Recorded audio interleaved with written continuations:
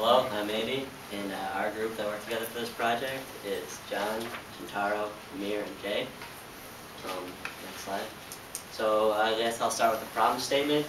And right now in public schools, there's there's a lot of technical inequality. So some kids can go home and they can go online, they can do their assignments, and it's really easy for them to succeed, or it's easier for them than other kids who have to go home and they don't have a computer, so they have to take the bus to a library or something, and it's just more work for them, so it's harder for them to succeed. So the question is, how can technical equity be obtained in public education? And now Amir is going to talk about our solution. So for proposed solution, we have taken a more technical approach. We found out that in the school, University of Michigan, here in College of Engineering, we have a big depot that they are storing old computers. So basically, we can get a package of computer plus printer and USB for a relatively inexpensive price. And basically, the general idea we have is we are going to go and purchase these computers from University Depot and rent it to the customer, rent it to these basically families or students for the promise of a sale. And basically, they're going to be providing the first proposing to provide these computers in community centers, as we discussed last time, in Trout and Arbor and perhaps neighboring towns. So just an overview on this property, this position that UM has it. Generally, the price is varying between $100 to $200. Average price is about $150.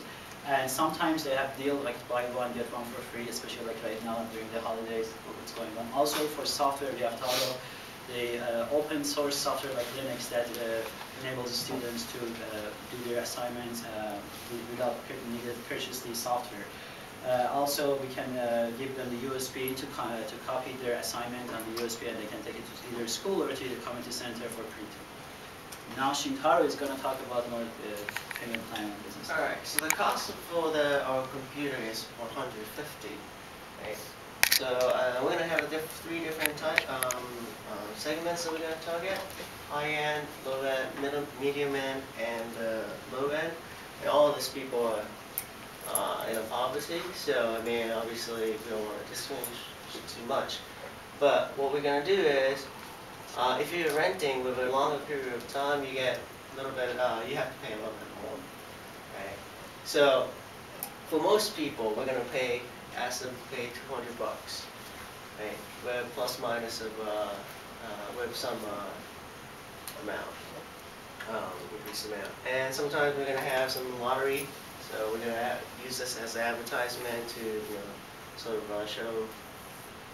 tell people what's going on. And the payment method that we're trying to use is similar to what Mr. David Green did in Pakistan. Okay, next. So I guess the idea here is that since you are dealing with a poverty level, is that people cannot pay up front the $200. So the idea is, like I said before, is a payment plan. $12 a month for 2 years is not that bad for those people. So it's affordable and gives them an access to a computer without having to make that huge down payment. So we want to kind of address that market and what is that size, and that's how we went about thinking for sustainable or not. So the total addressable market is in the United States. The poverty level is about 30.3 million children under the age of 18 live in poverty, assuming you were and that's below $30,000 per family of 3. So that's very low in terms of the income levels, what they can afford. So that's a pretty big market. Just the amount of customers we could address, assuming we give a computer to every single child in the United States. Breaking that to more of a target market in Michigan, there's about over 440,000 children under the age of 18 in Michigan living under the same poverty conditions. And the ideal first customer or user would be a family with children living in Southeast Michigan, where these community centers are available, and we can provide them with a desktop for a reasonable price. So we wanted to kind of quantify that market as well in terms of money, and we did that by cost of goods sold, which is like an average of $150 to purchase the laptop times number of people. So it's a $2 billion market in the United States, and about $66 million market in Michigan, which is sustainable, I would think. So to be sustainable, we have a plan in terms of financially, so it doesn't cost you anything. It would require like a little investment capital, but it would quickly become sustainable very quickly. So the idea is at some point you take on about maybe $10,000. Investment capital could be angel, grants, nonprofits. I'm sure it could be raised very easily.